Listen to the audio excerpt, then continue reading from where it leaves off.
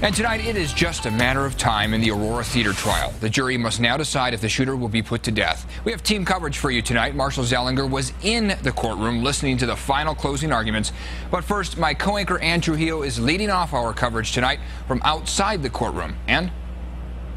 And Eric, all eyes are right here on the Arapahoe County Justice Center as the jury prepares to make the final decision in this trial. The jury got the case about 3 o'clock this afternoon. There was a chance we could have had a verdict today, but then they decided to go home at 4:30 this afternoon. Neither side giving a rebuttal of the closing arguments, giving the jury an extra 40 minutes to deliberate this afternoon. So here it is. It's decision time, death or life. This building that we're in is not the Arapahoe County Eye for an Eye Center or Revenge Center or Vengeance Center. It is a justice center. And that is what you use to determine what the appropriate sentence for what he did is. Death is not a punishment for mental illness. And death is not a cure or a solution for mental illness. And the death of a seriously mentally ill man is not justice, no matter how tragic the case is. So the jury will be back here at 8:30 again to deliberate. And 7 News reporter Marshall Zelinger was in the courtroom today during those closing arguments when a silent protest of sorts took place. Marshall? And the family members of most of the killed victims walked out in the middle of the closing arguments. The gallery was packed during the district attorney's turn to give closing arguments, but went to a bit of a ghost town as soon as the defense attorney had her turn. Passionate. As defense attorney Tamara Brady begins her closing arguments, watch as the other attorneys turn toward the exit.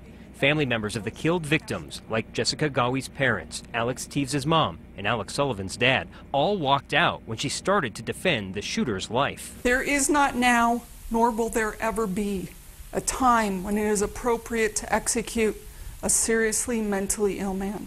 And for James Egan Holmes, justice is death. District Attorney George Brockler repeating what he said in 2013 when he decided to seek the death penalty, showing jurors photos of the crime scene and again more photos of the victims killed, all while repeatedly asking the jury if they were really going to give him a life sentence. He stops pulling the trigger only because the trigger stopped working.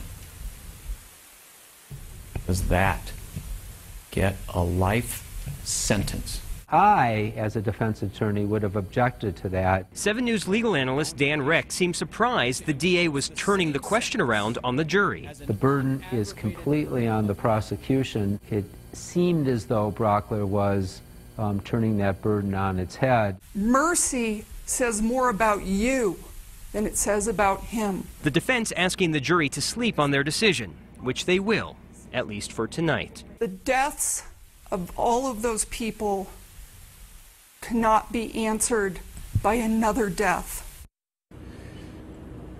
The jury has 3 options for each of the 12 killed victims. 1, the death penalty, 2, life in prison, or the third option would be we can't come to a unanimous decision, which essentially would be life in prison. Now, of the 12 victims, they only need to find the death penalty for one of them for that to be the sentence. Anne? All right, Marshall, thank you. And of course, there is no telling how long these deliberations will last. The jury reaching that first guilty verdict in just 13 hours. We could have our next answer tomorrow, perhaps not. So far, these short deliberations do not bode well for the defense, but there is no telling what happens next. If the defense has persuaded any of the jurors, the discussion will focus on executing severely severely mentally ill people and whether that's the right thing to do or not. So life behind bars, that is still not off the table. Every member of the jury must now agree on the death penalty, as you heard. Our legal expert, Dan Recht, he says as far as how long the deliberations will last, he says his gut is that this will take several days. Now, if the jury decides death for the shooter, he will join 3 others on Colorado's death row. First, there's Nathan Dunlap, convicted of killing 4 people inside an Aurora Chuck E. Cheese in 1993. His execution was set to take place in 2014. However, Governor John Hickenlooper issued a temporary reprieve, so now that's on hold.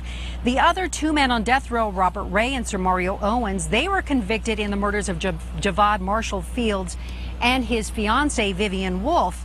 Marshall Fields was supposed to testify against Ray and Owens in another murder case.